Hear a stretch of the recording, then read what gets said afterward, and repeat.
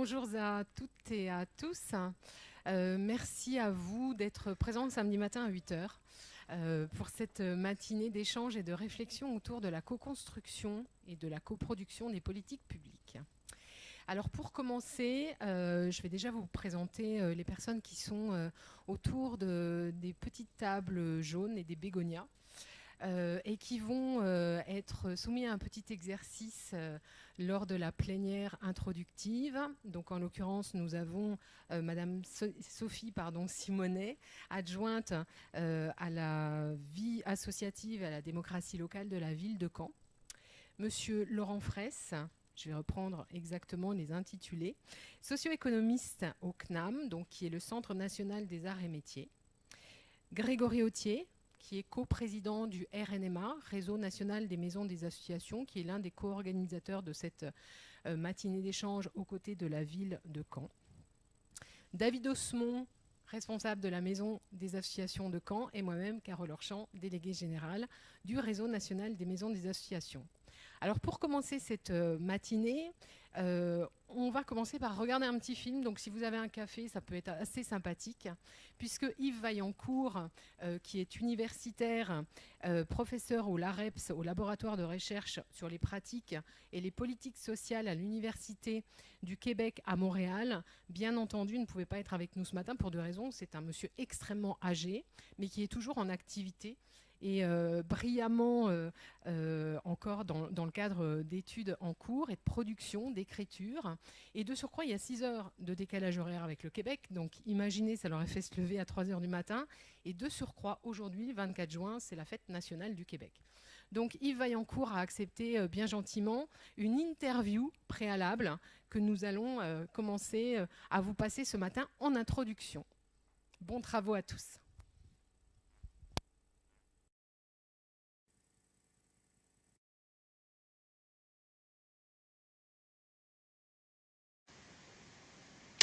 Yves Vaillancourt, bonjour. Bonjour Carole.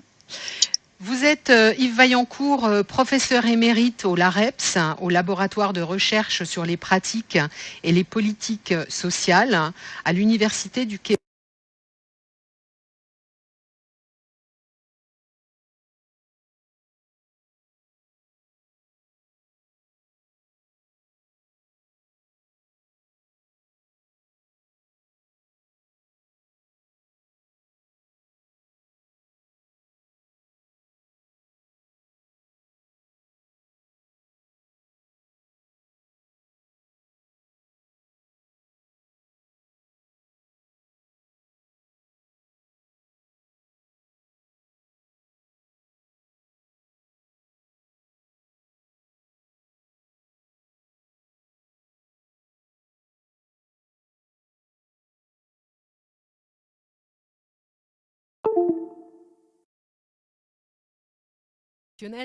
Donc effectivement, David, est-ce que tu souhaites présenter le programme ou je le lance? Allez, David, comme ça fait aussi une animation vraiment à deux.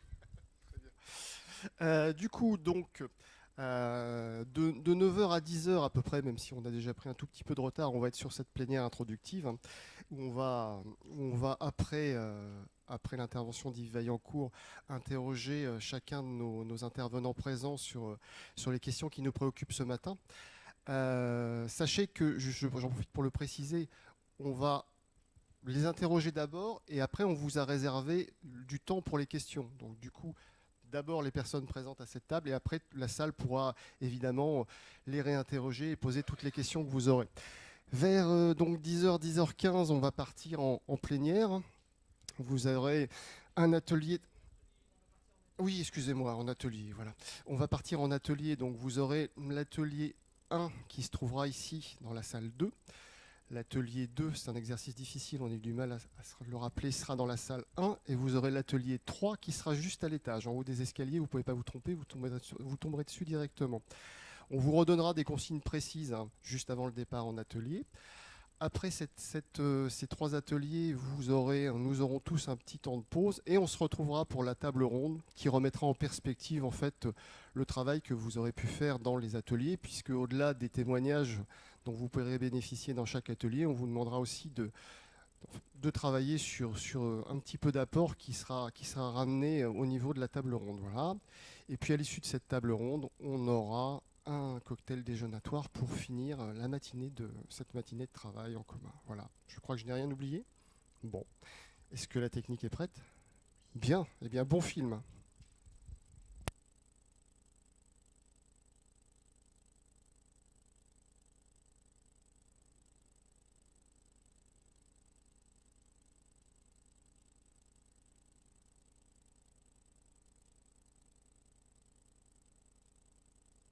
Mérite au LAREPS, au laboratoire de recherche sur les pratiques et les politiques sociales à l'Université du Québec à Montréal. Merci d'avoir accepté. Oui. Pardon? J'ajoute que je suis plus particulièrement relié aux crises, un centre de recherche sur les innovations sociales. Le LAREPS ayant un profil plus bas ces années-ci, mais Merci étant pour cette, très important dans mon expérience. Ouais. merci pour cette précision, effectivement. Et merci aussi d'avoir accepté cette interview pour le réseau national des maisons des associations. Donc, interview réalisée dans le cadre de la recherche-action en cours et dédiée à la co-construction des politiques publiques et menée avec le CNAM, le réseau RTES, le mouvement associatif, l'UFISC et le collectif des associations citoyennes. Alors Yves Vaillancourt, vous travaillez depuis 40 ans sur les sujets de politique sociale et selon vous la jonction avec l'économie sociale ou solidaire, vous nous préciserez s'il y a une distinction pour vous tout à l'heure, cette jonction s'est faite seulement il y a 20 ans. Alors avant de revenir sur ces précisions, en préambule, pourriez-vous nous indiquer la distinction que vous faites entre coproduction et co-construction des politiques publiques? Cette distinction, je la fais depuis une dizaine d'années environ. Elle a ses inconvénients, mais l'avantage qu'elle comporte, c'est de pouvoir établir une différence entre le rôle des organismes, mettons les associations, pour prendre un exemple dont on va reparler.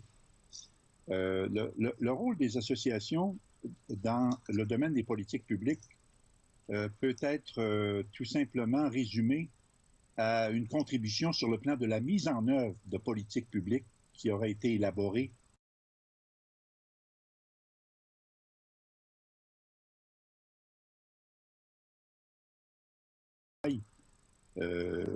parce que la vision traditionnelle, la vision classique de l'élaboration des politiques publiques, c'est que c'est l'affaire des élus seuls et que les acteurs de la société civile peuvent avoir un rôle quand il y a des consultations, mais qu'au moment de la décision, ce sont les élus seuls. Alors, la coproduction, je trouve que ça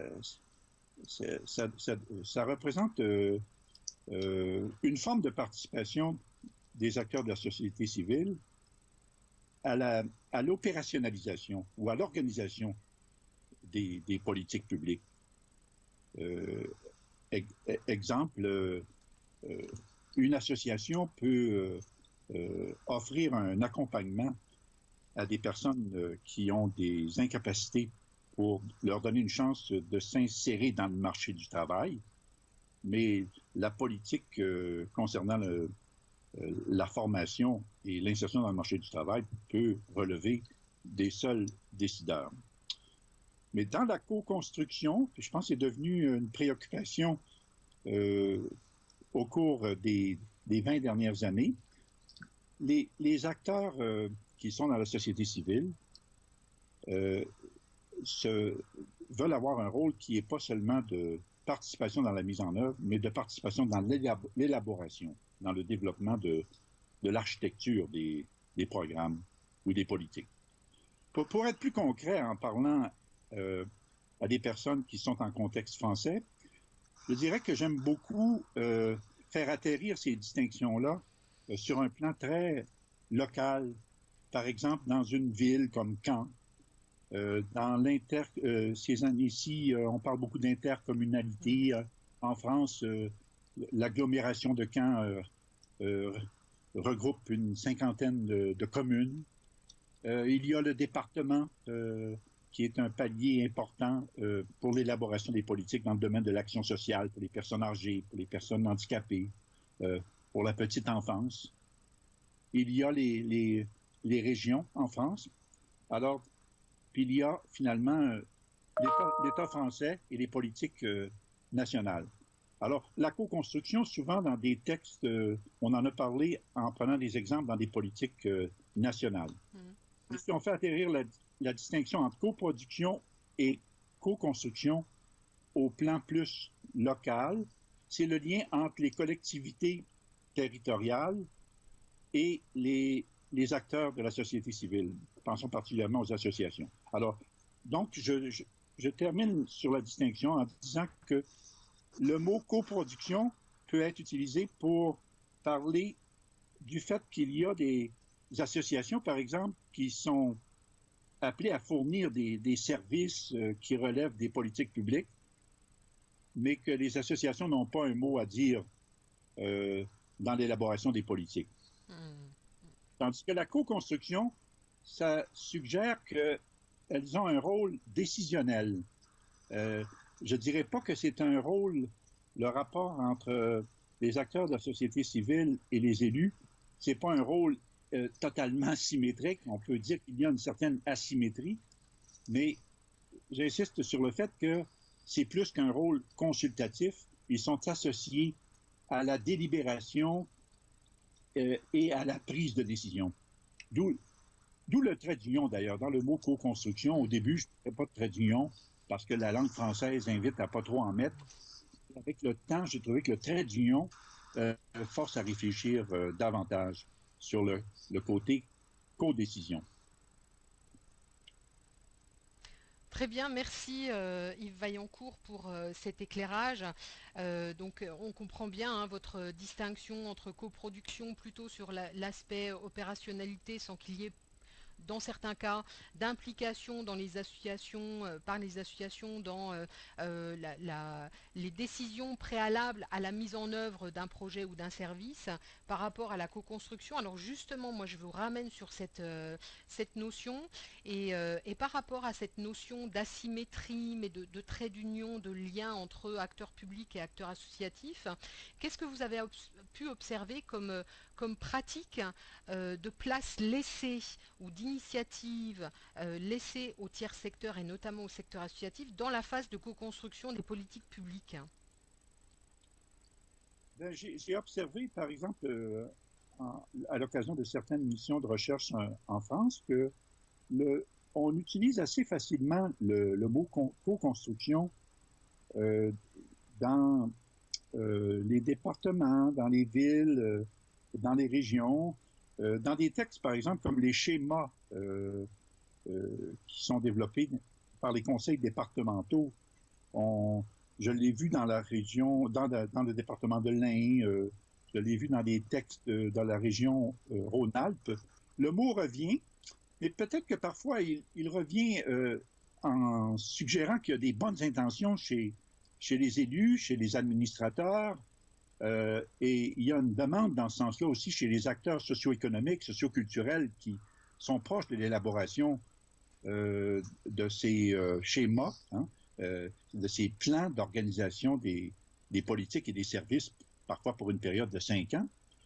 Mais parfois, c'est un sens qui est plutôt restreint. Moi, j'aime dire la co-construction, il faut faire attention pour ne pas en parler trop vite et pour être certain que les pratiques suivent les mots. Alors, on parle de co-construction de projets, de co-construction d'une journée, la co-construction des connaissances. Dans la co-construction, mais j'ai remarqué que dans l'élaboration des documents d'orientation des politiques au plan local, que parfois les acteurs de la société civile, les associations sont consultés, sont invités à donner leur point de vue à certains moments de l'élaboration de ces documents-là, mais que le moment fort de la prise de décision les tient à l'écart. Et que, encore une fois, je n'argumente pas que la co-construction doit enlever aux élus le fait qu'ils ont la prérogative, en dernier ressort, de prendre des décisions avec les mandats qui sont les leurs, mais la théorie classique de l'imputabilité des élus ne doit pas être un argument pour tenir à l'écart une participation citoyenne qui a un impact décisionnel sur la saveur, l'architecture et le contenu des orientations qui sont importantes. Alors, je pense que dans le domaine, par exemple, des schémas départementaux, des schémas régionaux, des plans d'action qui sont élaborés par les villes dans le domaine du développement social, culturel et économique, dans le domaine de l'environnement, du transport, des politiques concernant les personnes handicapées dans les villes, par exemple, que là, il y a comme une demande pour aller plus loin que ce qu'on a connu dans les dernières années. Et je pense que la France est un laboratoire qui est assez intéressant parce que d'une ville à l'autre, d'un département à l'autre, les choses ne sont pas faites exactement de la même manière. Et je pense que grâce à des réseaux comme le RTES qui existe en France, des réseaux d'associations comme le vôtre et nombre d'autres, il y a peut-être dans ce domaine-là, en France plus qu'au Québec, des pratiques novatrices que moi je trouve inspirantes, même si elles demandent à être réaffirmées, consolidées, mieux outillées, et qu'un séminaire comme celui qui est fait à Caen le 24 juin, je pense que c'est formidable d'avoir un programme là où il y a des élus des collectivités territoriales qui sont partie prenante, et puis il y a des acteurs de la communauté territoriale de la ville de Caen et des alentours, et que là, il y a peut-être des gens de d'autres parties de la France qui sont là, et que au fond, l'enjeu, c'est de trouver aussi une manière, parce que souvent, la participation citoyenne peut être très présente, mais n'est pas nécessairement productive et efficace en termes de résultats décisionnels qui touchent l'orientation des politiques. Alors justement, vos propos nous amènent sur une question très en lien. Selon vous, quelles sont justement les conditions à réunir pour favoriser une co-construction démocratique des politiques? Une des conditions que je vois comme étant importante, là, mettons, dans l'histoire des 30 dernières années au Québec, où on a un certain nombre d'exemples de domaines comme les politiques de la petite enfance, le domaine du logement social, le domaine de la reconnaissance des organismes qu'on appelle communautaires par l'État québécois.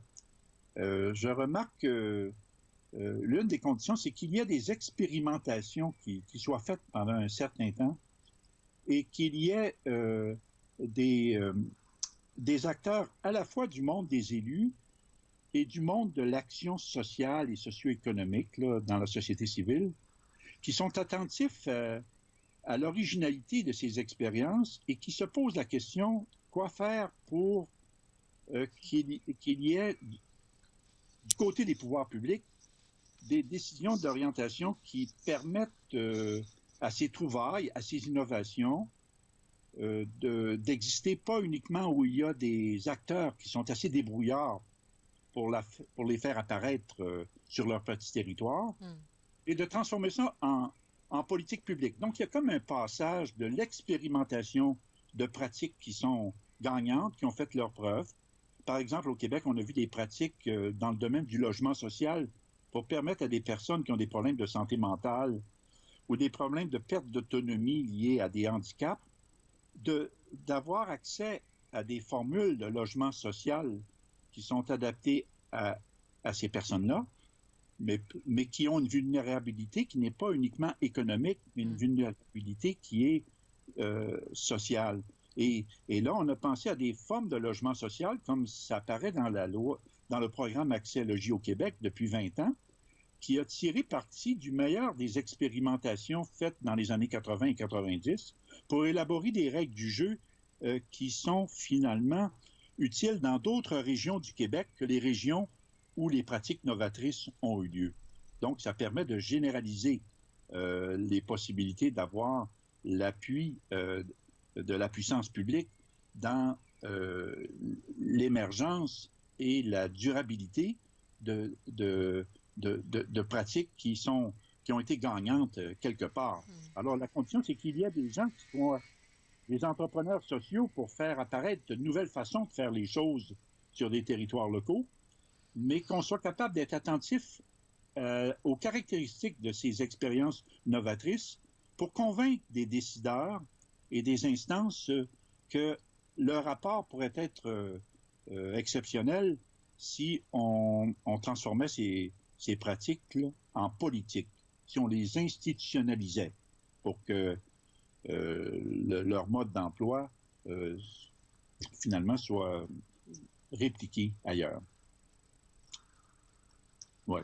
Mais je pense qu'aussi le réseautage est très important. Ça, c'est une condition c'est pour ça que j'ai de l'admiration pour le réseau, le RTES, parce qu'il a permis depuis 10-15 ans en France de mettre ensemble un nombre d'élus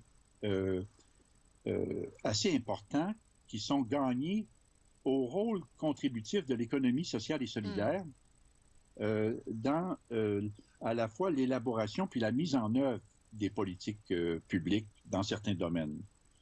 Ça veut dire que les acteurs de l'économie sociale et solidaire, parmi d'autres acteurs de la société civile, peuvent contribuer non seulement à la mise en application des politiques, ce qui peut être intéressant, mais ce qui est limité si on fait seulement les utiliser, puis au risque de les instrumentaliser, mais qu'on leur fasse une place pour qu'elles aient un poids, ces associations et les acteurs de l'économie sociale et solidaire. C'est pour ça que je prononce toujours économie sociale et solidaire pour sortir d'une définition entrepreneuriale limitative de ce qu'on entend par économie sociale et solidaire. Et parfois, si les gens veulent limiter l'économie sociale et solidaire aux seules entreprises, en excluant un bon nombre d'associations ou d'organismes communautaires au Québec, nous, on utilise à ce moment-là le concept de tiers secteur qui est plus accueillant pour mettre la diversité dont il est question dans le... Merci Yves Vaillancourt pour cet éclairage qui allait même au-delà en fait des questions sur lesquelles on souhaitait avoir votre témoignage. En tous les cas, ce qu'on peut retenir, c'est que les choses sont en cours. Cette capacité que doivent conserver les acteurs, notamment pour, comme vous l'avez si bien dit, transformer les pratiques en politique. On a encore, entre guillemets, du pain sur la planche, collectivement.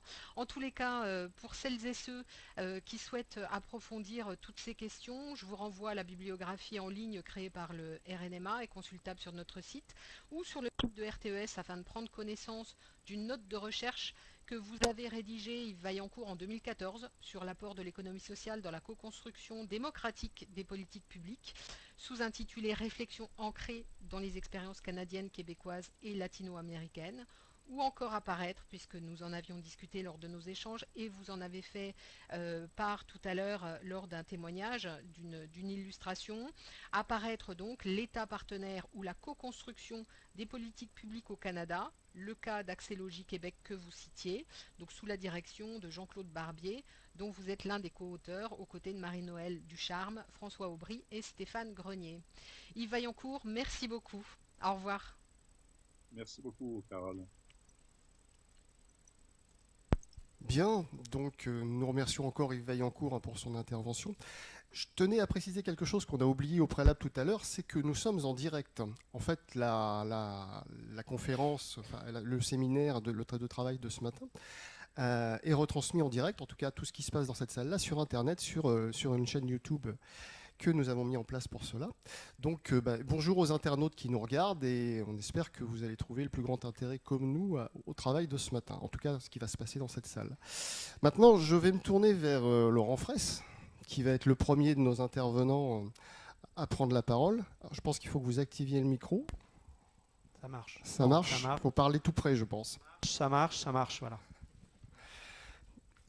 Donc Yves Vaillancourt nous a donné un éclairage très très intéressant et nous a permis de prendre de la hauteur sur les questions qui nous préoccupent ce matin et notamment pour revenir aux définitions qu'il a pu donner sur la co-construction et la coproduction. Est-ce que c'est quelque chose que vous vous partagez, Laurent Fraisse, que vous voulez repréciser, en tout cas à votre niveau, au niveau du travail qui est fait en France actuellement. Que pouvez-vous nous dire de plus ou de complémentaire sur ce que l'on vient déjà d'entendre ? Bonjour à tout le monde. Je voulais remercier Carole de l'organisation de cette journée et de cette invitation à intervenir avec vous tous. Par rapport à la question qui est posée, je vais donner d'abord ma propre définition de la co-construction, qui est à mon avis très proche et complémentaire de celle d'Yves Vaillancourt. Donc pour moi, la co-construction, c'est un processus institué de participation ouverte et organisée d'une pluralité d'acteurs de la société civile et de la population à l'élaboration, au suivi, à l'évaluation des politiques publiques. Donc je crois que c'est assez proche de ce que dit Yves. La distinction que je ferai un petit peu avec lui, c'est que pour moi, la mise en œuvre d'une politique et l'évaluation, ça fait partie de la co-construction. C'est-à-dire que lui, il réduirait un petit peu la co-construction à l'élaboration, et quand on passerait à la mise en œuvre de la politique, on serait dans la coproduction. Je distingue un petit peu ça parce que c'est une vision un petit peu linéaire des politiques publiques, diagnostic, élaboration, plan d'action, suivi et évaluation. Or, on sait bien que lors d'un mandat, si on prend un mandat local, il y a plein d'événements qui peuvent se passer, des opportunités de financement national, des crises locales, etc., qui font qu'on peut avoir des mécanismes d'interaction entre les phases qui font qu'à un moment donné, on n'est pas dans un processus linéaire et dans ce processus d'interaction, il peut y avoir de la co-construction à chaque fois. Donc la distinction, alors la première remarque que je voulais faire, c'est sans doute de resituer le terme de co-construction par rapport au processus de décision publique. Et je pense que la première distinction à replacer par rapport à d'autres modalités, c'est que si on fait des grandes oppositions ou différenciations, ça se différencie d'abord de processus d'influence bilatérale en coulisses et informelle qui existent, de groupes de pression qui veulent, à travers des processus de lobbying, par exemple, influencer le processus de décision publique. C'est ça que ça veut dire public et organisé. Ça veut dire que ce n'est pas privé et informel. Ça se distingue également de processus clientélistes qui existent. Ça se distingue de processus également notabilières qui ont longtemps, ça a été nué, mais existé au niveau local. Et ça se distingue aussi de processus, comme ça a été dit, où il y a un monopole de la puissance publique, c'est-à-dire élue administration, sur qu'est-ce que doit être une politique. Et dans le débat associatif, on sait que la progression de la commande publique est vue d'une certaine manière par le mouvement associatif ou par les acteurs comme une reprise en main de la définition de l'intérêt général. Et on peut poser un débat de la journée, est-ce qu'on peut faire de la co-construction avec de la commande publique? Ou à quelles conditions, par exemple? Donc ça, c'est une parenthèse. Donc ça, c'est un premier point, c'est resituer la co-construction dans des modalités plurielles de la décision politique pour en avoir ma deuxième remarque, c'est par rapport à la coproduction. Donc moi, la coproduction, je pense qu'on la partage aussi, c'est des petites nuances. La coproduction, c'est la coopération dans la mise en œuvre, la conception, la mise en œuvre et la gestion d'un service public, d'une action. C'est-à-dire qu'on n'est pas sur l'architecture institutionnelle d'une politique, on est sur la mise en œuvre d'une action.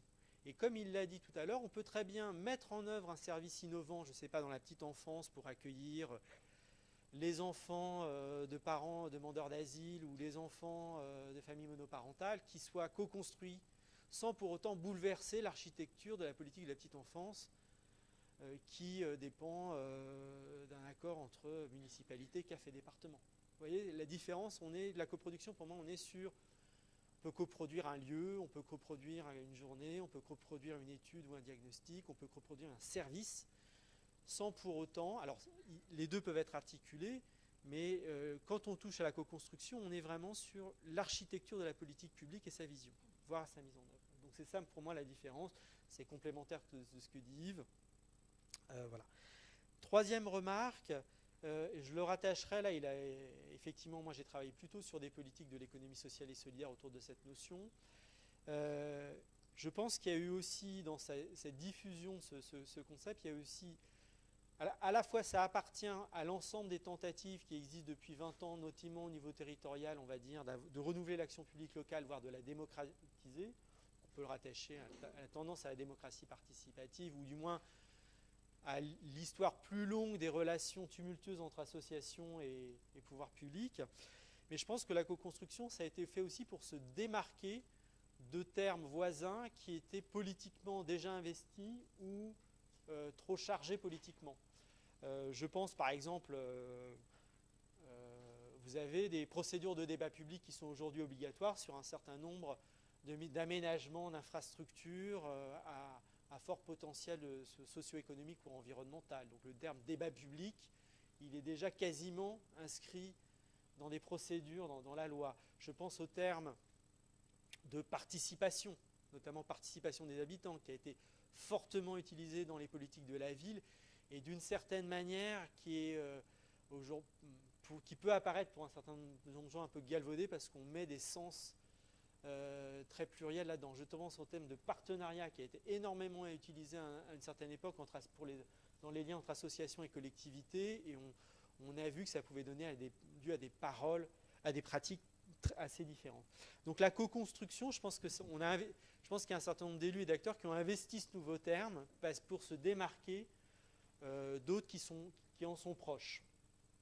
Et puis quatrième remarque, dans les travaux d'Yves Vaillancourt, alors là il y a un petit peu l'optimiste québécois que j'aime bien, mais je pense qu'il souligne un certain nombre de points, et il donne là des exemples plutôt de politique sociale assez bien établis. Mais dans d'autres textes, il dit notamment que c'est plus facile d'investir et de parler de co-construction si on est dans le cadre de la genèse d'un nouveau domaine de l'action publique, plutôt que dans des politiques anciennes qui ont déjà, d'une certaine manière, qui sont déjà fortement normalisées, dont les financements, les règles et les acteurs, les institutions, voire les acteurs qui fournissent les services sont déjà bien établis. Et donc à partir de là, c'est plus difficile de construire une politique du logement, ou par exemple la politique de l'éducation nationale est un peu difficile à co-construire, parce que là vous avez une histoire très ancienne, des acteurs très stables. Vous voyez ce que je veux dire, voilà. Donc du coup, il y a aussi à un moment donné, pour revenir à nos sujets, des politiques plus neuves. L'économie sociale et solidaire en fait partie. Je pense que la politique de la vie associative, c'est relativement récent en fait. On va dire c'est un cycle de 20, 25, 30 ans, donc c'est encore des politiques jeunes, les politiques notamment transversales, développement durable, égalité femmes-hommes, etc. Voilà, toutes ces politiques-là, c'est des politiques où c'est plus facile de co-construire parce qu'il faut construire une compétence, une légitimité en interne qui suppose pour les élus, et en tout cas ce n'est pas un hasard si par exemple le RTES qui a été cité, donc réseau d'élus et de techniciens sur l'économie sociale, utilise ce terme-là, parce qu'il doit construire en interne les compétences, sa légitimité, et donc il va s'appuyer aussi sur les acteurs de la société civile pour à un moment donné co-construire ses contenus et sa légitimité politique. Donc ça répond à la fois à une action en valeur. Quand on est dans la vie associative, la question de la démocratie c'est important, mais c'est aussi co-construire une nécessité stratégique pour pouvoir en interne, en s'appuyant sur les acteurs externes, avoir un certain nombre de marges de manœuvre politiques et de ressources en interne pour pouvoir imposer des nouveaux domaines. Je pense que dans le développement durable, on peut trouver des choses assez similaires. Donc la quatrième remarque, c'est plus facile dans le cadre de jeunesse de nouvelles politiques publiques. C'est aussi un terme revendiqué pour peut-être des acteurs et des élus qui sont plutôt à la marge des grands arbitrages budgétaires et de décision. Donc c'est aussi revendiqué pour avoir voix au chapitre dans le processus de décision, on va dire plus général qu'une seule politique publique. Et puis, c'est aussi plus facile au niveau local et de proximité. C'est plus facile, à mon sens, de co-construire une politique territoriale qu'une politique nationale. Ça, c'est une remarque aussi de Vaillancourt. Alors, les autres remarques sur les séquences. Ça a été alors là, je suis un petit peu en désaccord, mais là, il y a peut-être des effets contextuels. Les Québécois, ils ont d'abord, il y a le Québec, il y a ils ont une culture aussi de la concertation qui a peut-être pas forcément en France dans l'histoire très longue des relations tumultueuses entre pouvoir public et associations. Et donc, je pense que pour moi, la co-construction n'implique pas forcément co-décision. Voilà. C'est-à-dire que c'est peut-être une des différences avec Vaillancourt. En tout cas, dans la réalité française, je crois que le rôle de l'élu et son statut, qui est y compris rappelé par les acteurs, c'est-à-dire que en fait, les élus sont renforcés par la machine politico-administrative, mais aussi souvent par les acteurs de la société civile, qui leur disent maintenant, il faut que vous décidiez. Et donc le rôle décisionnel n'est pas forcément toujours revendiqué. Ça peut changer, ça c'est pas inscrit dans le marbre, mais y compris par les acteurs associatifs qui sont assez finalement respectueux de ce rôle décisionnel. Alors du coup, qu'est-ce que ça veut dire la co-construction ? Dans une vision un peu idéale typique, ça veut dire déjà diagnostic des besoins et co-construction en tout cas d'une vision et d'un référentiel, pour reprendre les termes de sociologie des politiques publiques, c'est-à-dire avoir une vision commune et un certain nombre de normes partagées entre pouvoir public et associations ou acteurs de la société civile. Donc ça, c'est la phase de diagnostic. 2, élaboration d'un plan d'action. Donc ça aussi, je pense que ça peut être à travers un débat public, un certain nombre de groupes de travail, pour aboutir à un moment donné à des axes prioritaires qui peuvent s'inscrire dans les fameux documents cadres dont Yves Vaillancourt parle, les différents schémas, etc. Troisièmement, mise en œuvre, qui peut donner lieu éventuellement à de la coproduction d'un certain nombre d'actions et de services. Et cinquièmement, évaluation, qui peut faire.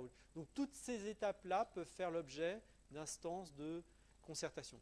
En revanche, là, dans cette étape-là, on voit bien qu'il va y avoir un moment des décisions de validation, par exemple, d'un plan d'action qui va avoir des implications financières. Et là, sur ce moment-là, en tout cas, à l'heure actuelle, c'est un peu difficile de parler de codécision. Là, ça reste sur des instances, en tout cas en France, c'est ce qu'on peut voir, même s'il y a un certain nombre de dispositifs de financement, d'appel à projets qui peuvent être quasi co-gérés. Et ça, on peut le voir. En tout cas, il y a la présence d'acteurs de la société civile dans les formes de sélection. En tout cas, on peut voir. Et puis pour conclure, je dirais sur un certain nombre d'enjeux. La co-construction, il y a un premier enjeu sur c'est présenté souvent comme une forme de démocratisation de l'action publique locale. Est-ce qu'elle le fait vraiment ? Il peut y avoir des enjeux, effectivement, on peut avoir des co-constructions plus ou moins démocratiques, on va dire, et on peut avoir des formes de co-construction qu'on peut qualifier de néocorporatistes. Ça veut dire quoi ? Ça veut dire simplement qu'il y a une instance, un interlocuteur en face des pouvoirs publics qui monopolise, on va dire, par son poids, par la loi, par son expertise, on va dire l'expression de la société civile dans la co-construction des politiques. D'une certaine manière, la FNSEA a co-construit les politiques agricoles pendant un moment, peut-être en faisant taire un certain nombre d'autres voix sur la politique agricole, par exemple. Mais si je prends la politique de l'économie sociale et solidaire, il est aujourd'hui inscrit dans la loi, non seulement dans l'article 8, qu'il faudrait co-construire ces politiques, notamment au niveau régional, mais que les CRES sont l'acteur légitime et représentatif pour les co-construire. Or, par exemple, sur les politiques de l'économie sociale et solidaire, historiquement depuis 15 ans, bien souvent, ce qui s'est essayé de se faire, c'est de mixter, on va dire, une démocratie qui se veut représentative avec une démocratie participative ouverte aux acteurs, aux citoyens, etc. Deuxième enjeu, c'est il y a une tension entre la fameuse société civile, dont on parle beaucoup en ce moment, mais qui sont quand même des acteurs organisés, et la participation des populations, ou par exemple de la diversité de la vie associative, les petits, les gros, etc., les affiliés, les non-affiliés. Et là, c'est des enjeux de la co-construction. C'est-à-dire, à un moment, comment la co-construction, ce sont aussi des moments d'élargissement de la participation sur des enjeux de politique publique, et où on ne retrouve pas forcément les acteurs de la société civile qui sont rompus au processus de la décision, qui en tout cas déjà savent comment ça se passe.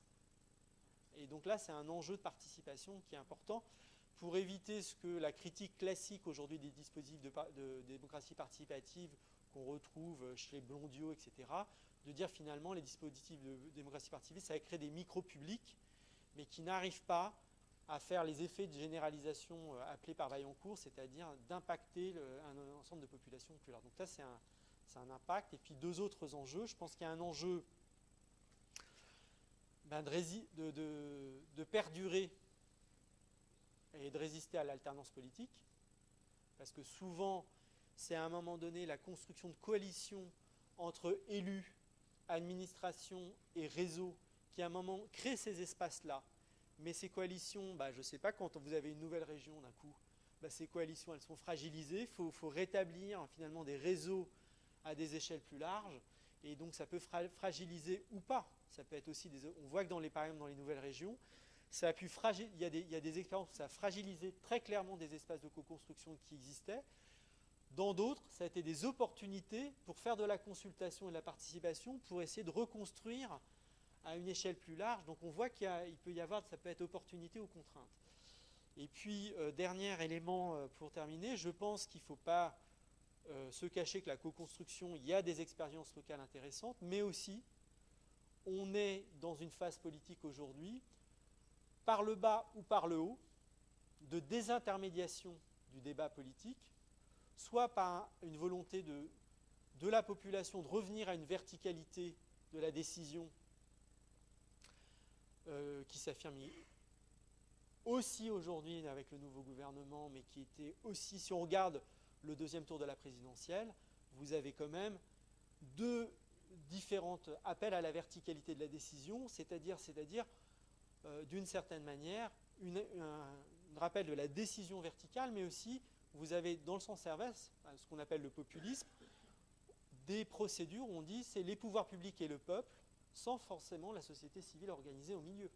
Que ce soit dans des modes de consultation directe, ou que ce soit dans...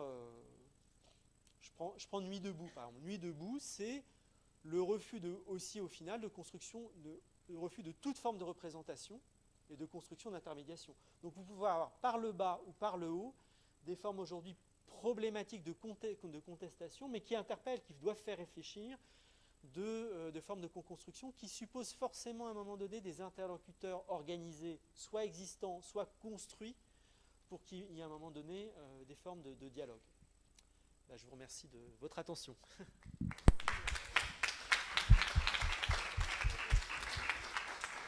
Merci Laurent. Excusez-moi. Merci Laurent Fraisse pour cette approche très précise de la co-construction et de la coproduction, et notamment redescendue à l'échelle de la France, et aussi de cette mise en perspective de comment elle se pratique et elle s'illustre sur notre territoire, sur nos territoires. Maintenant, je vais me tourner vers le coprésident du RNMA, Grégory Authier, qui est là aujourd'hui au titre du réseau national des maisons des associations. Du coup, on a vu Yves Vaillancourt qui nous a fait une présentation très globale de ce qu'étaient ces processus, Laurent Fraisse qui nous a précisé les choses, et maintenant je me tourne vers le coprésident du RNMA.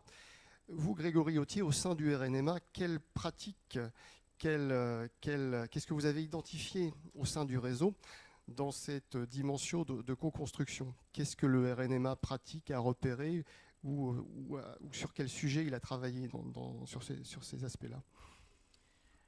Merci. Bonjour. Donc au niveau du RNMA, tout d'abord situé, le RNMA aujourd'hui c'est une association qui regroupe 60-70 maisons des associations sur notre territoire, et des maisons des associations qui sont soit gérées, co-gérées par des acteurs associatifs ou par des collectivités. Donc voilà quelques éléments de contexte. Sur la question de la co-construction, ce qu'on remarque au niveau du RNMA, c'est que c'est un enjeu assez nouveau, pour les maisons, que de jouer un rôle sur ce thème. C'est vrai que l'histoire des maisons fait qu'elles sont souvent d'abord des lieux ressources, qui répondent à certains besoins de logistique ou d'accompagnement des associations. Et en fonction du projet de la maison et en fonction des attentes exprimées, depuis quelques années, on perçoit, sur certains territoires, que la question de passer de seulement être un lieu ressource et un lieu d'accompagnement à devenir un lieu de citoyenneté et d'apprentissage de la citoyenneté est quelque chose qui évolue dans les projets de certaines maisons et qui les amène du coup avec je dirais, les acteurs associatifs à travailler, à réfléchir cette question de la co-construction je dirais, sur le territoire. En termes d'outils ou de démarches qu'on peut repérer, on se rend compte aujourd'hui que je dirais, les instances de concertation sont des moyens qui peuvent participer de logiques de co-construction parce que c'est des instances de rencontres et d'échanges et que pour pouvoir de toute façon, et nos interlocuteurs précédents l'ont dit, pour pouvoir aborder ces enjeux-là, il faut d'abord, je dirais, apprendre à se connaître, se reconnaître réciproquement, rentrer en dialogue pour, je dirais, apprendre à se faire confiance, pour que ça puisse... Yves Vaillancourt voilà, nous a donné quelques ingrédients. C'est vrai que la question de la reconnaissance réciproque, de la légitimité de chacun et la question de la confiance pour nous est essentielle pour qu'on puisse, je dirais, après travailler sur ces logiques-là. Et pour ça, les conseils locaux de la vie associative, conseils de la vie associative en fonction des territoires, sont des moyens susceptibles de le permettre. Après, on a tous des expériences vis-à-vis de ces instances-là et parfois il y a des petites pépites, il y a des endroits où ça marche bien et d'autres endroits où moins. Et puis après, ça dépend, je dirais aussi, on parlait tout à l'heure d'alternance parfois, ça dépend des rythmes de vie. Il y a des bons moments, des moins bons moments qui peuvent le permettre. Et c'est vrai qu'on se rend compte, nous, aujourd'hui, par exemple, que sur des territoires comme Montreuil, comme Beauvais, comme Dijon, comme Saintes, comme Caen depuis 2 ans, il y a des choses intéressantes sur la question, je dirais, des instances de concertation qui permettent dans un premier temps effectivement de rentrer en discussion et après d'aborder la façon d'envisager la co-construction et jusqu'où on va. Et puis après, il y a au-delà de ces instances, on travaille depuis 2 ans maintenant, 2-3 ans, je dirais beaucoup avec des têtes de réseau national, dont le mouvement associatif, et on a participé aux travaux du ministère sur la nouvelle charte d'engagement réciproque. Alors c'est pas l'alpha et l'oméga de tout, mais en tous les cas, cette charte qui a quand même été rediscutée avec l'État, avec le RTES, avec le mouvement associatif, avec les associations d'élus, je dirais, donne des moyens, des possibilités, je dirais, de pouvoir avancer sur cette question de la co-construction à partir du moment où les acteurs acceptent de prendre le temps de bien réfléchir sur la façon de le faire ensemble.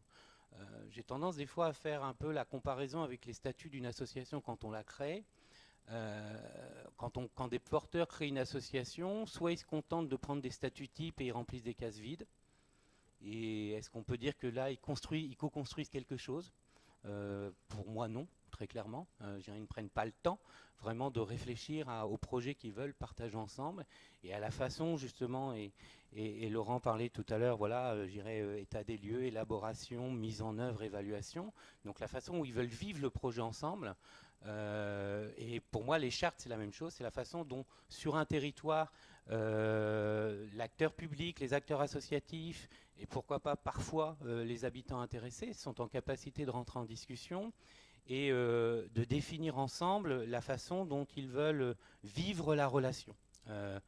Et la charte porte un certain nombre d'engagements la charte type en tous les cas porte un certain nombre d'engagements très intéressants en la matière pour les différentes parties qui peuvent permettre, si on travaille bien ensemble et qu'on la réfléchit collectivement, de passer de ce qu'on pourrait appeler de la coopération symbolique à un partenariat qui puisse permettre de se reconnaître du pouvoir réciproque.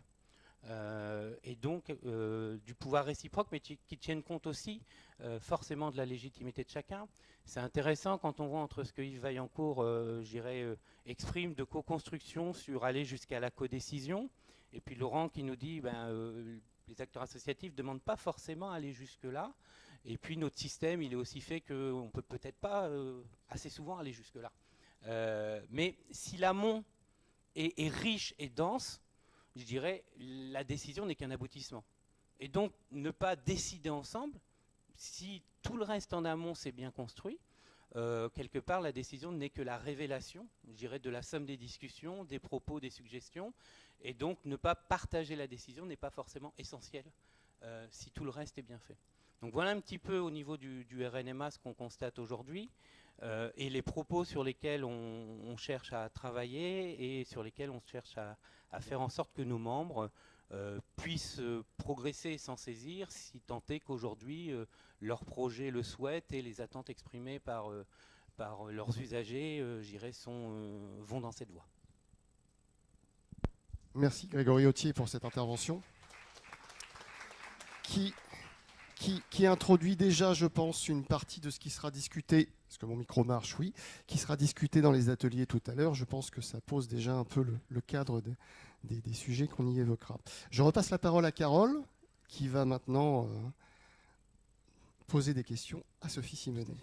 Alors effectivement, c'est en cela que c'est assez intéressant, parce qu'en fait, on est parti du plus éloigné, avec ce regard universitaire de l'autre bout de la planète avec Yves Vaillancourt, pour s'arrêter sur le regard d'un sociologue français qui est Laurent Fraisse, pour s'arrêter sur le regard d'une tête de réseau national qui est le RNMA, et enfin, pour conclure cette table ronde, avant de lancer le débat, parce qu'on ne l'a pas précisé tout à l'heure, mais vous allez bien entendu être aussi acteur de la journée et pouvoir poser des questions à l'issue du témoignage de Sophie Simonet, pour nous arrêter donc sur le local.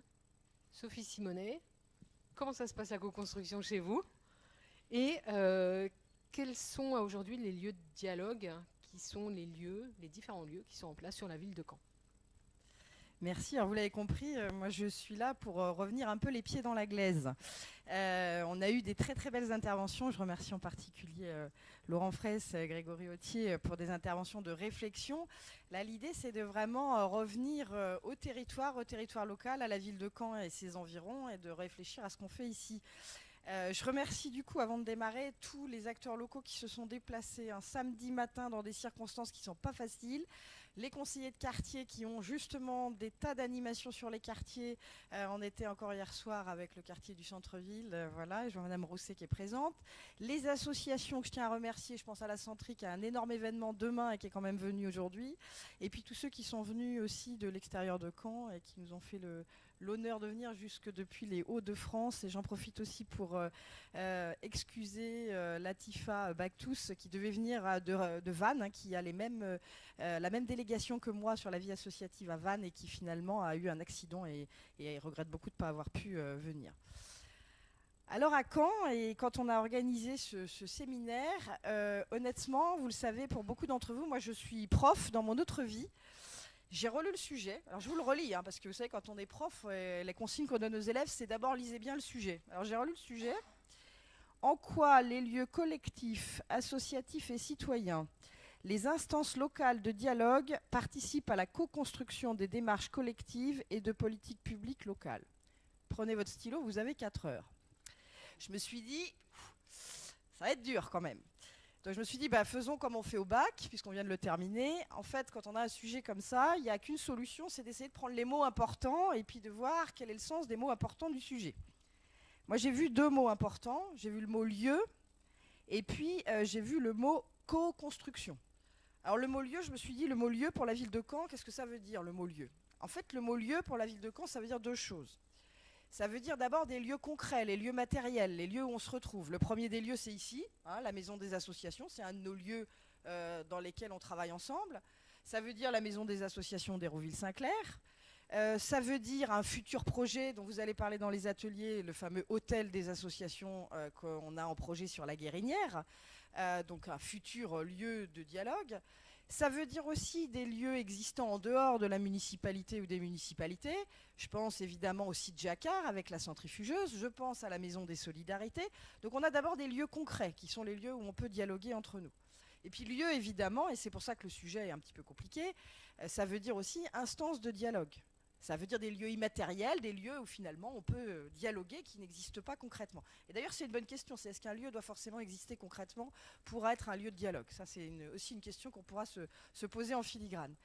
Donc ces instances de concertation, ces instances de dialogue entre nous, elles sont assez nombreuses à la ville de Caen et c'est vrai qu'elles ont été multipliées depuis 3 ans. Alors je voudrais revenir dessus. Tout d'abord nous avons à la ville de Caen 12 quartiers et 12 conseils de quartier au sein de la ville de Caen, qui ont connu, je dirais, un nouvel élan. En partie, je dois bien le reconnaître, et c'est là où c'est intéressant d'être, je dirais, en tant que politique capable de reconnaître les choses bien, même si elles sont faites par d'autres, qui a été extrêmement renouvelée grâce à la mise en place en février 2014 des conseils citoyens. Et donc nous avons fait le choix à la ville de Caen de renouveler les conseils de quartier en s'inspirant des propositions qui avaient été faites sur les conseils citoyens. Et dans cette proposition de mise en place des conseils citoyens, il y a l'idée que ces conseils de quartier pouvaient être composés de 2 collèges, un collège d'habitants et un collège d'associations d'acteurs du territoire. Et qu'au sein de ce collège d'habitants, on peut avoir 2 types de personnes concernées, les habitants volontaires, ceux qui ont envie de participer à cette instance, mais aussi des habitants tirés au sort. Et c'est ce que nous avons fait. Donc dans nos conseils de quartier de la ville de Caen, les 12 sont construits sur le même modèle, s'inspirent du modèle des conseils citoyens, et sont composés d'un collège d'habitants, à la fois volontaires et tirés au sort, et également d'un conseil d'acteurs locaux, puisque les associations du territoire, pas que les associations, dans certains conseils de quartier, on a aussi par exemple le principal du collège, on peut avoir une profession paramédicale, on peut avoir des commerçants qui se sont aussi intégrés au conseil de quartier. Ils sont assez peu nombreux, les acteurs du territoire non associatifs, on peut intégrer les conseils de quartier. Donc ces conseils de quartier, et grâce à cette nouvelle mise en place des conseils de quartier, je dois dire qu'aujourd'hui on est en train de voir un peu, de procéder aux premières évaluations.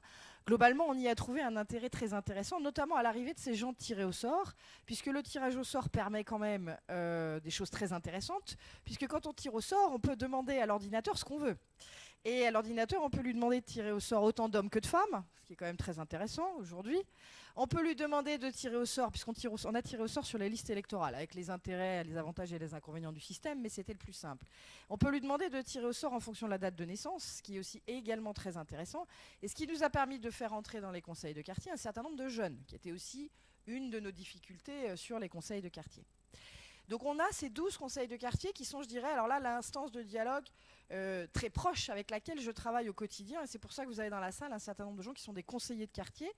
Ça rejoint une des questions que vous avez très bien posées sur ce petit groupe de gens motivés et qui travaillent et qui ont l'habitude de travailler avec la ville.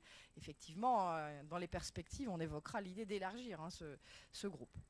La deuxième instance de dialogue qui existe à la ville de Caen, ce sont les conseils citoyens. Donc nous avons 5 conseils citoyens qui correspondent aux 5 quartiers prioritaires de la ville de Caen.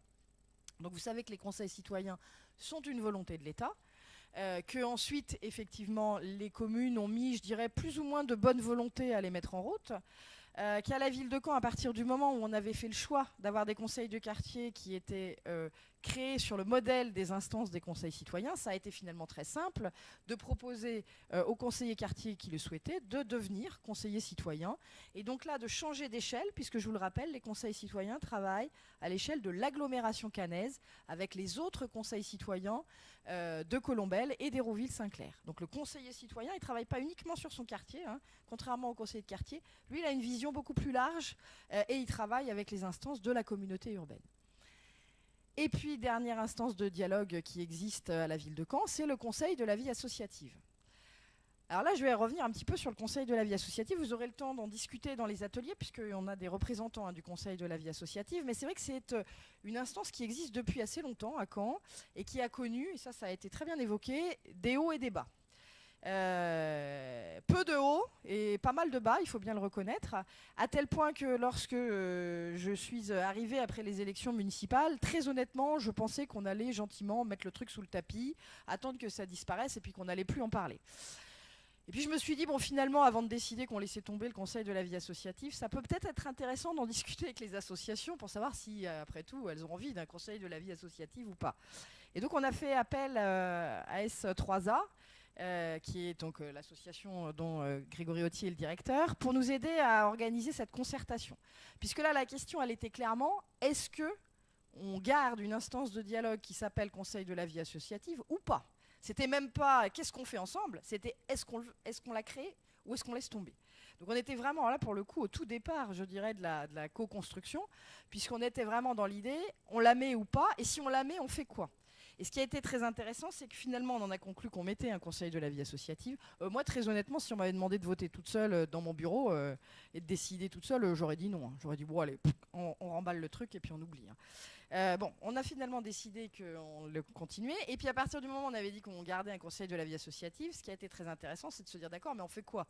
C'est quoi un conseil de la vie associative? Et donc on a rédigé ensemble le règlement intérieur du conseil de la vie associative. Donc là, pour le coup, on l'a vraiment co-construit. Contrairement, je tiens à le dire, puisque la question a été posée, au conseil de quartier. Où là, les conseils de quartier, dans leur règlement intérieur, c'est effectivement quelque chose de descendant, puisque la création des conseils de quartier, la façon dont ils fonctionnent, a été choisie, pour le coup, pas du tout de façon concertée. Ça a été imposé, je le reconnais totalement. On n'était pas dans le même processus. Donc finalement, on a à la ville de Caen 3 instances de dialogue dans trois lieux. 3 lieux qui sont potentiellement des lieux de co-construction. Alors, deuxième point important du sujet qu'on vous a donné, le mot co-construction. Alors, je voudrais revenir en tant qu'élu sur quelque chose d'important qui est bien la distinction. Quand on est ensemble dans une réunion, il peut se passer plusieurs choses. On peut être dans une réunion d'information, c'est-à-dire j'arrive, on vous présente le PowerPoint préparé par la mairie, vous êtes là pour écouter ce qu'on a à vous dire, si possible, pas poser trop de questions, puis vous pouvez vous en aller après. Voilà, ça, c'est vraiment la réunion d'information, c'est ce qu'on a fait très longtemps. On a évolué vers quelque chose d'un petit peu plus participatif, c'est ce qu'on appelle la concertation. J'arrive, je vous fais le PowerPoint, vous avez le droit de poser des questions, on peut discuter et éventuellement on va un petit peu modifier les choses. Voilà, ça c'est la concertation. Et puis évidemment, la troisième étape, ça serait ou ça doit être la co-construction. Alors la grande question, c'est qu'est-ce qu'on met effectivement sous le mot co-construction. Donc à la ville de Caen, on s'y essaye à co-construire dans les conseils de quartier, dans le conseil de la vie associative. Je parlerai moins des conseils citoyens, puisque pour le coup, effectivement, ils dépendent de l'agglomération, et puis ils sont indépendants, les conseils citoyens, ils sont des associatifs. Donc à la ville de Caen, on se dit on va co-construire. Alors, on co-construit effectivement, notamment avec les conseillers de quartier, les 12 contrats de quartier. Donc chaque conseil de quartier a un contrat de quartier dans lequel il y a 4 projets. Et les projets, ils ont été décidés, voulus par les habitants. Alors pour le coup, la ville n'est pas intervenue. On est parti vraiment de projets des habitants. Chaque conseil de quartier a cette possibilité d'avoir 4 projets. Et on co-construit, effectivement, tous ces projets. Mais, si j'en crois effectivement ce qui a été dit dans la vidéo, on serait peut-être pas dans de la vraie co-construction, puisqu'on est finalement quand même dans de la coproduction. C'est-à-dire qu'on fait ensemble une action. On fait ensemble avec les conseillers de quartier une action. C'est vrai que la phase décisionnelle, est-ce que c'est possible, pas possible, combien ça coûte et est-ce qu'on laisse le budget, est-ce qu'on vote le budget ou pas? Très honnêtement, cette phase-là, elle est faite par les élus. Elle n'est pas faite par les conseillers de quartier. Donc, je dirais qu'à Caen, la coproduction, à l'heure actuelle, depuis 2 ans, on sait le faire. Enfin, on commence à savoir le faire. Ça, on le voit avec tous les projets qui émergent sur les quartiers. On en a beaucoup au bout de 2 ans là, qui sortent. Vous avez vu, il a fallu un peu de temps. Forcément, c'est un petit peu compliqué de travailler à plusieurs. C'est quelque chose, je dirais, qu'on est vraiment en train de mettre en place. Donc aujourd'hui, on en est à ce niveau-là. On co-construit aussi avec le Conseil de la vie associative des événements. On co-construit Place aux Assos, quel grand événement associatif. Donc la coproduction, en fait, ce niveau-là, on commence à y arriver finalement pas si mal. Pas si mal. Toutefois, le niveau supérieur, si on voulait aller vers la codécision, très honnêtement, en tout cas dans les relations entre la ville et les acteurs, on n'y est pas. On ne codécide pas. On n'est pas aussi allé plus loin que de l'action assez concrète. Le seul lieu où peut-être on commence, mais vous en parlerez peut-être plus en atelier, à aller au-delà, ce serait finalement le Conseil de la vie associative, qui était peut-être finalement le plus mal né des instances et qui peut-être est celle qui, du point de vue de la réflexion carrément sur la politique, donc en amont de l'action, est celle qui va peut-être le plus loin finalement. Donc voilà, donc la question que je vous pose et que vous allez pouvoir réfléchir en atelier, parce que vous êtes beaucoup d'acteurs locaux, c'est où en est-on à Caen ? Vers quoi a-t-on envie d'aller? Qu'est-ce qui est possible aussi, faut quand même être raisonnable.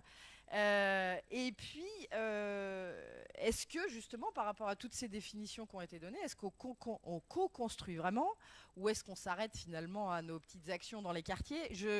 Pour moi, je pense qu'elles sont fondamentales, hein. Il n'y a pas du tout de... je ne minimise pas les actions dans les quartiers, elles sont fondamentales. Voilà, donc l'idée, c'est où en sommes-nous à Caen et vers quoi on veut aller, puisque je pense qu'on va conclure cette matinée par les perspectives, donc plutôt vers... voilà, quels sont peut-être les prochains travaux, ce qu'il nous faut mettre en œuvre ensemble pour avancer dans cette direction. Je vous souhaite un très bon travail.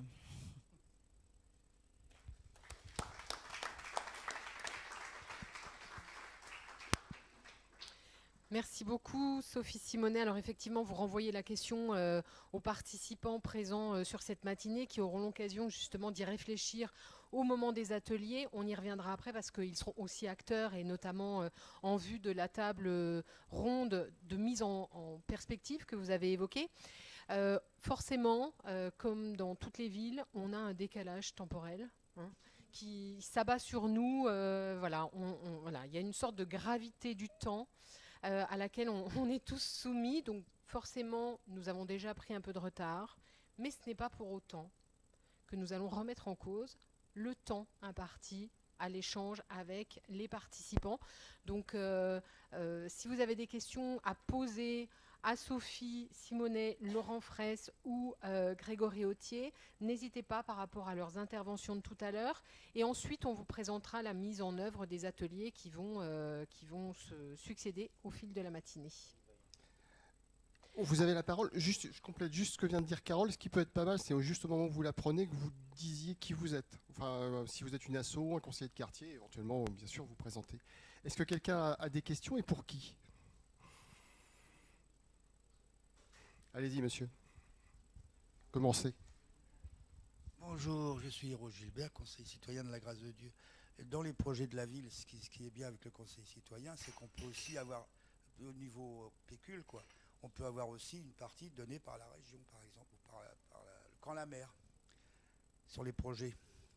Voilà, avec Camp-la-Mer, on peut avoir dans la si on tombe dans les priorités qui ont été faites par l'État. Oui, puisque vous parlez de la région et que, évidemment, je ne vais pas citer tout le monde, je voudrais vous dire que Linda Lahalle aussi nous fait le plaisir d'être présente avec nous ce matin, qui est donc conseillère régionale en charge de l'économie sociale et solidaire, et que je remercie vraiment, vu les emplois du temps et le nombre de manifestations dans la journée, d'avoir bien voulu nous honorer de sa présence. Et elle nous dira un petit mot dans les propos plutôt conclusion par rapport, si elle peut rester, voilà. Parce que si on prend trop de retard, c'est vrai qu'il y a aussi cette question-là. Oui, il y a pas. Ouais, on va vous donner un micro. Donc sur les conseillers citoyens, effectivement, les interventions, juste pour répondre à votre question, elles viennent essentiellement de la communauté urbaine de Camp-la-Mer et aussi, alors là actuellement, puisqu'il y avait eu des demandes de subventions, très concrètement, aussi de la ville de Caen ou des villes concernées, puisque ça peut être Hérouville-Saint-Clair ou Colombelles, qui sont les 3 villes qui ont des conseils citoyens. Je vais laisser la parole à Linda Lahalle. Je ne sais pas si tu veux venir ici. Viens. Non, je vais rester ici. C'est pas bonjour à tous. Ah, mais c'est pas énorme. C'est pas grave. Bon. Mais bon, les internautes ne voient pas non plus le public et je fais partie du public, donc je ne vois pas pourquoi. Bon. Je rebondis surtout sur les propos dits partout, c'était très intéressant hein, dans les termes de la co-construction. Moi, je rebondis surtout sur ceux de M. Fraisse, puisqu'à plusieurs reprises, il a interpellé la strate régionale. Ce qu'il faut savoir, c'est qu'au niveau régional, enfin, dans la co-construction, c'est plus ou moins facile en fonction de la proximité avec les territoires, puisque plus on est dans une échelle, plus on monte, et plus on s'éloigne du territoire, et plus la co-construction, elle est quand même difficile à mener, et il faut qu'elle s'organise, et que ça peut créer des frustrations, parce qu'effectivement, l'expression collective, elle se fait forcément, pas forcément de manière directe, mais par les têtes de réseau dont vous parliez tout à l'heure. En ce qui concerne la région, où il y a eu la loi NOTRe qui a revu les compétences et effectivement la région, pour ce qui vous concerne, a la compétence du développement économique. La politique régionale s'est construite en co-construction puisque la nouvelle mandature a commencé par la fusion des 2 régions. la nécessité d'harmoniser les politiques régionales, d'écrire des schémas régionaux de développement économique et aussi d'enseignement supérieur. Et donc tout cela s'est fait dans la co-construction. Et pour ce qui vous concerne, en ce qui concerne l'économie sociale et solidaire, elle s'est faite au travers d'une instance dont vous avez parlé tout à l'heure, Monsieur Fraisse, qui est la conférence régionale de l'économie sociale et solidaire, qui est prévue par la loi 2014.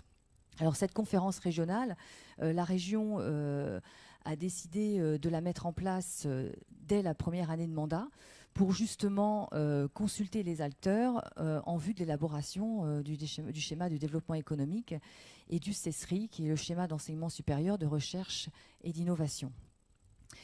Cette conférence, elle se tiendra tous les ans. La loi prévoit au minimum tous les 2 ans. Nous avons décidé de la tenir tous les ans pour justement évaluer à la fois évaluer la mise en œuvre de nos politiques et éventuellement réajuster si cela est nécessaire, parce qu'effectivement quand on est à l'échelle régionale, il peut y avoir effectivement des trous dans la raquette dans ce que l'on met en place.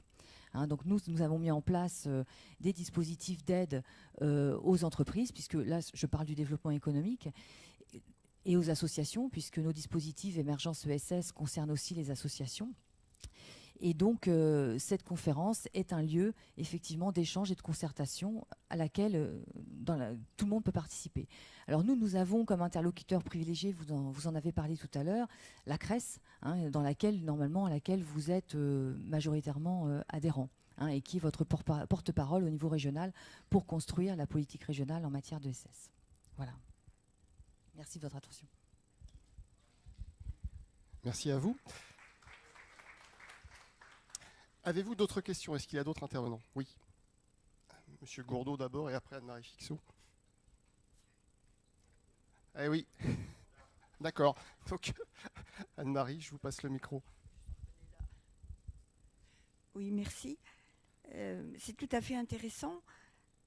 Moi, je trouve que la co-construction reste encore difficile dans la mesure où il y a très souvent une absence de mixité dans la participation, et notamment du côté des citoyens. C'est-à-dire qu'on se retrouve dans ces instances de participation, notamment dans le cadre de politiques publiques, dans l'entre-soi collectif, et ça, c'est vraiment dommage. Et j'en profite dans la mesure où il y a une représentante de la région pour le dire. Il se fait que je participe aux ateliers du SRADET. Le SRADET, c'est le schéma régional d'aménagement du territoire et de l'environnement. J'ai peut-être oublié des petits mots dans la définition du sigle. Mais en fait, qu'est-ce que c'est? C'est une assemblée d'élus et de bobos qui se retrouvent, en sachant que beaucoup d'élus sont aussi des bobos. Bon, mais quid? Non, mais nos démocraties, elles sont fragiles aujourd'hui par l'importance des fractures et par l'importance des inégalités sociales et du largage d'un certain nombre de populations et de quartiers. Il est là le gros problème démocratique aujourd'hui. Et si les uns et les autres, on n'en prend pas bien conscience, soit du côté associatif, soit du côté des élus, eh bien, ça risque d'aller mal, on le sait. Et les associations doivent aussi en prendre conscience. Moi, je sais que du côté de l'association Démosthène que j'ai l'honneur de présider, eh ben, on est tous des bobos, quoi. Et je ne sais pas comment faire, et nous ne savons pas très bien comment faire. Voilà. Ça, c'est un premier point. Le deuxième point, ça rejoint peut-être un petit peu le premier. Je me dis, il se fait que dans une vie antérieure, dans une de mes vies antérieures, j'ai dû être prof. Et donc, il me semble que il y a effectivement du côté de la société civile un problème, alors je ne sais pas quel mot utiliser, c'est de formation, d'éducation, ça fait pédago, c'est nul, mais vous comprenez bien ce que j'espère que vous comprenez ce que je veux dire, c'est-à-dire que très souvent les citoyens ils s'essoufflent, ils se découragent, ils manquent d'énergie, ils ne comprennent pas tout, c'est compliqué, ils ont plein d'autres choses à faire aussi. Je sais bien que les élus aussi, mais il y a une culte, enfin, comment dire, il me semble que pour côtoyer aussi des élus, c'est difficile, c'est peut-être un peu plus difficile du côté des citoyens parce qu'il y a justement un manque de reconnaissance, d'estime de soi,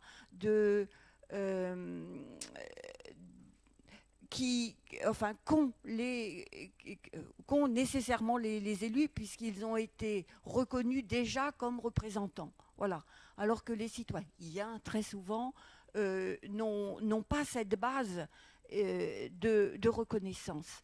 Et donc, voilà, je vais vite arrêter, passer le micro à Pascal, mais ça faisait partie des 2 premières réactions à chaud que dont je voulais témoigner ce matin. Oui, merci Anne-Marie. Pascal Gourdeau, je représente ici la Maison des Solidarités.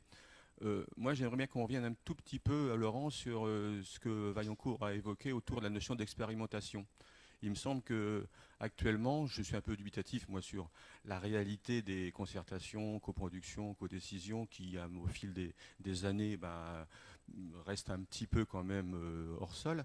Par contre, la notion d'expérimentation et la façon qu'une politique publique peut demain, après évaluation, comme tu l'as dit, arriver à s'appuyer dessus pour permettre un essaimage et du coup quelque chose qui dépasse l'anecdote, il me semble que là c'est intéressant. Je crois que à Caen, entre autres, mais partout ailleurs, on a maintenant des initiatives citoyennes qui sont avérées, qui renvoient à la notion d'intérêt général et d'intérêt collectif, et qui sont tout à fait susceptibles d'influencer, voire de produire des politiques publiques. Y a-t-il d'autres questions? Je vais vous passer le micro. J'en profite pour vous dire qu'il est maintenant 10h30 et qu'on se donne jusqu'à -20. Après, on partira en atelier. Oui, bonjour, Claudine Joly, présidente du CREPAN, Association fédérative régionale de protection de la nature, de l'environnement, et membre de France Nature Environnement au niveau national.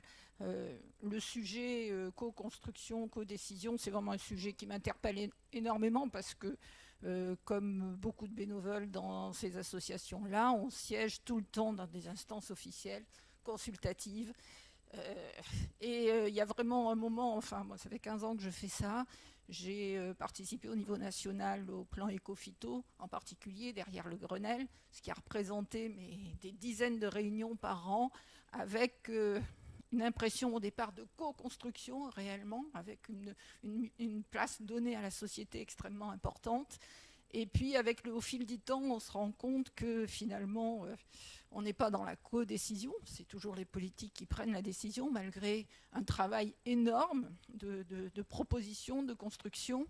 Donc il y a un moment, on se demande, on se pose, et moi je me pose très souvent la question, c'est ma présence, est-ce qu'elle apporte quelque chose? Est-ce que je suis un faire-valoir? Est-ce que, enfin, c'est vraiment, on est toujours, bon, si j'y étais pas, il faut bien que la société porte des demandes comme ça dans la mesure où l'État ne les porte pas. Et malheureusement, j'ai pu constater que le ministère de l'écologie ne les portait pas. Et ça attendait que ce soit nous qui les portions, hein, ce qui est quand même assez surprenant. Donc, on a besoin d'être là.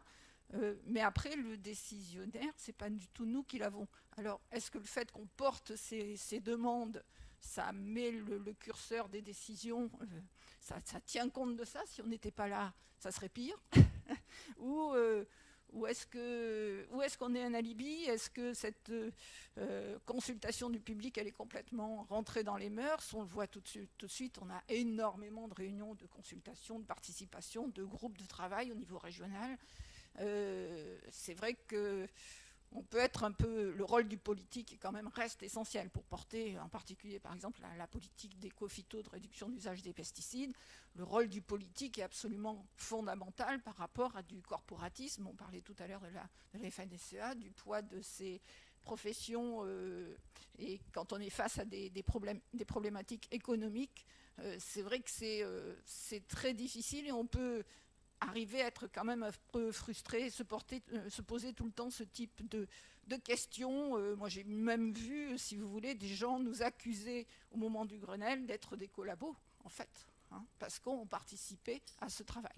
Vous voyez, ça peut aller très loin. Bon, sinon, au plan local, moi, je pense que quand même, on peut co-construire. on est plus au contact direct des décideurs. Les politiques, ça reste des décideurs. Moi, je crois que c'est quand même leur rôle. Après, on peut mieux travailler localement. Et puis après, on peut aussi avoir un jugement avec un retour qui est plus direct aussi, si vous voulez. Hein. Bon, là, je vois, on est impliqué dans la construction du Conseil local de la nature en ville. Là, on va être directement, on va bien voir, on apporte plein de propositions, et puis voilà, on va voir si on co-construit, et si on co-construit, et si à la fin, ça sera quand même mis en application. On ne dit pas qu'on a toutes les bonnes paroles et toutes les bonnes idées, hein, mais c'est plus facile, je pense, localement. Et puis, sur ces sujets-là, on doit avoir moins de lobbying, il y a moins de sujets économiques, donc on a toujours cet enthousiasme de porter la protection de l'environnement, si vous voulez, mais on est toujours effectivement, cette philosophie de dire où est la limite entre la construction, la décision, le rôle du politique, le rôle de l'associatif.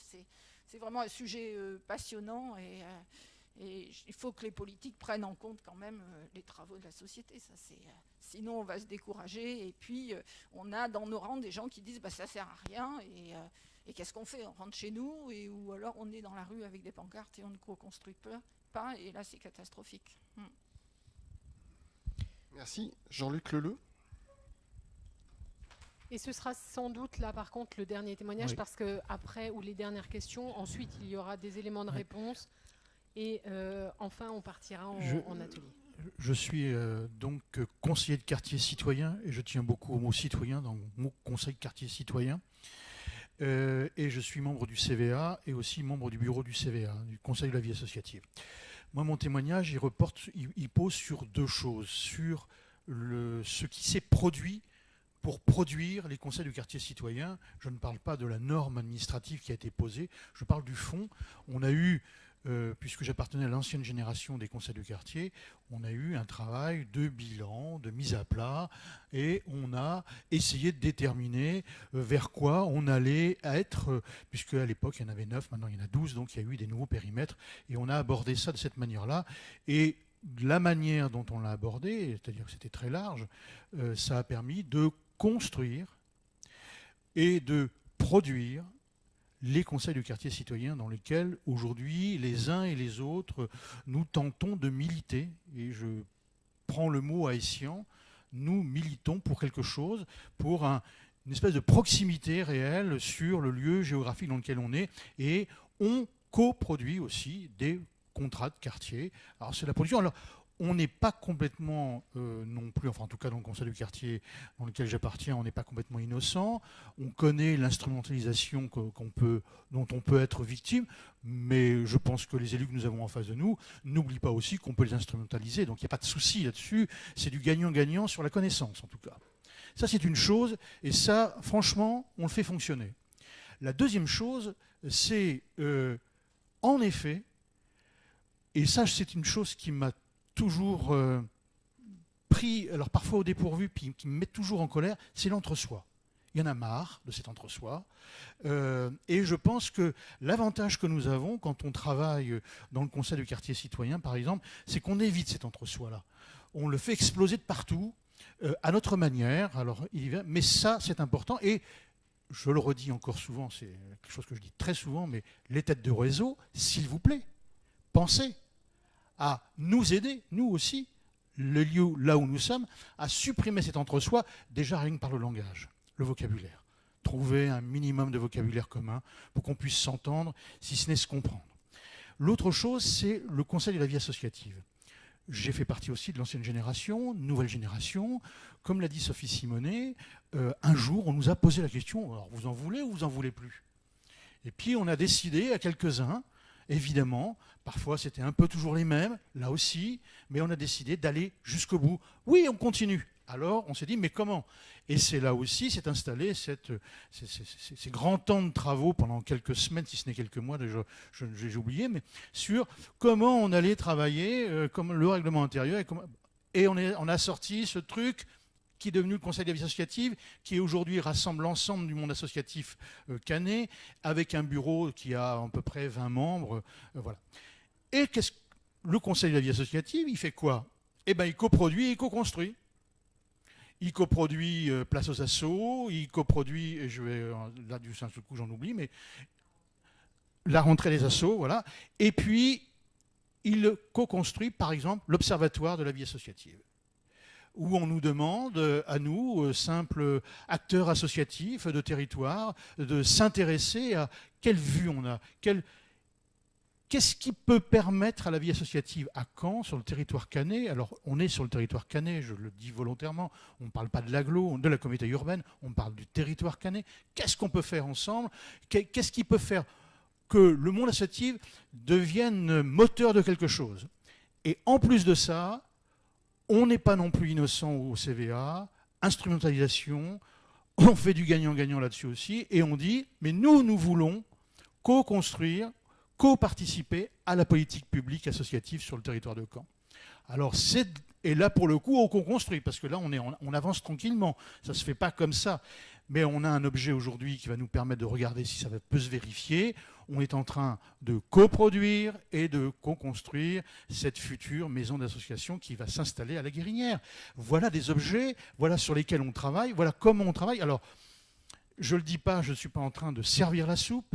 Je suis en train de dire que l'acteur que je suis, de terrain que je suis au quotidien, voilà ce que l'on produit tous les jours avec d'autres et avec l'ensemble des services qui, pour le coup, nous on ne se trompe pas, les interlocuteurs que nous avons en face de nous, le directeur de la maison des assos, la direction de la proximité, on sait bien, c'est la municipalité. Pour nous, ce n'est pas un souci. On peut travailler d'égal à égal et on sait que de temps en temps, il y a du temps. En effet, le temps du politique et le temps du monde associatif et le temps du citoyen n'est pas le même. La seule chose qui nous aligne, c'est le temps de l'impôt. Et au nom de cette contribution-là, nous avons, nous, ce regard fort.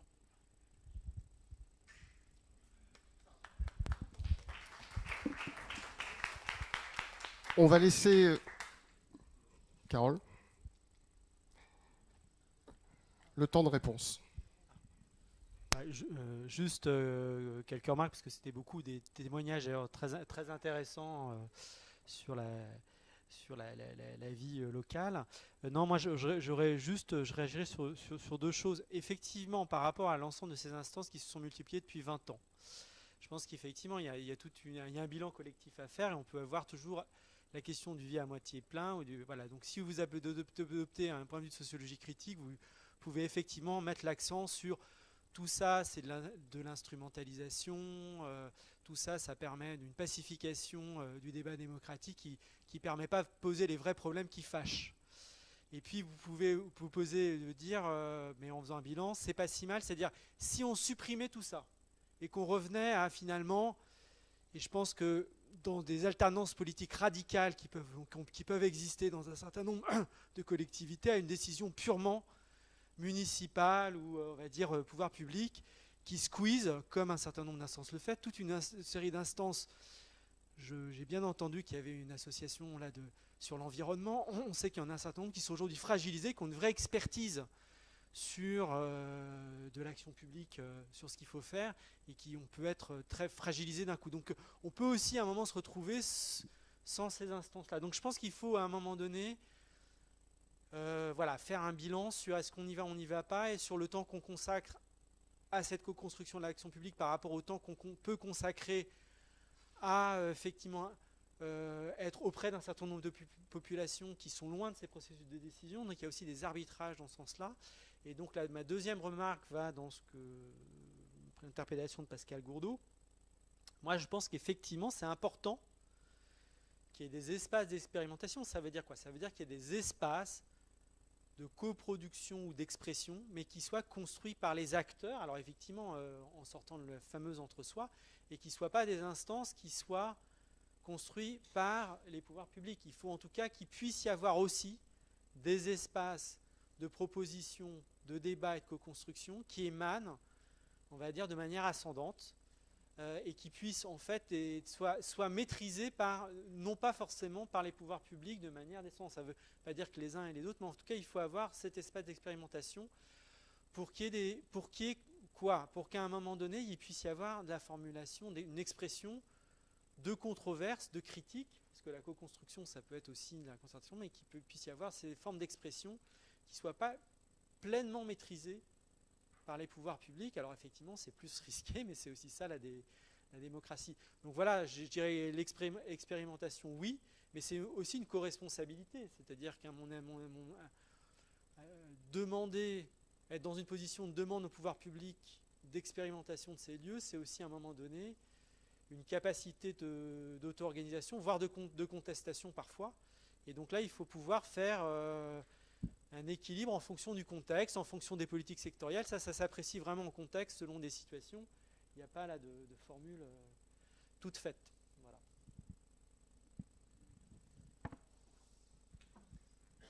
Juste pour terminer, nos conseillers de quartier citoyens ne sont pas muselés, c'est le moins qu'on puisse dire. Il suffit de venir dans quelques conseils de quartier pour voir qu'il peut y avoir pas mal d'ambiance. Ça peut être des vraies instances. On va au-delà du dialogue pour le coup là.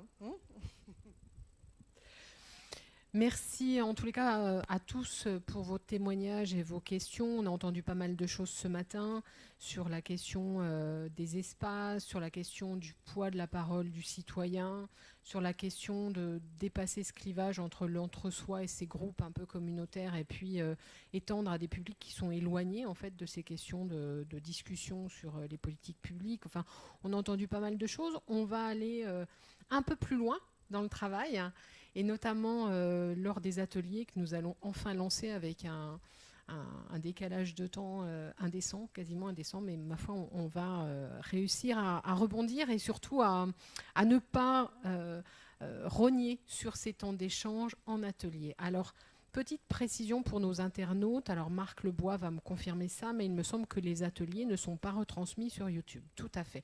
Donc, amis internautes, sauf peut-être celui de l'atelier 1 éventuellement. Enfin, chers amis internautes, on vous conseille de nous retrouver. Alors, restez en ligne si vous le pouvez en ce samedi matin à 10h45.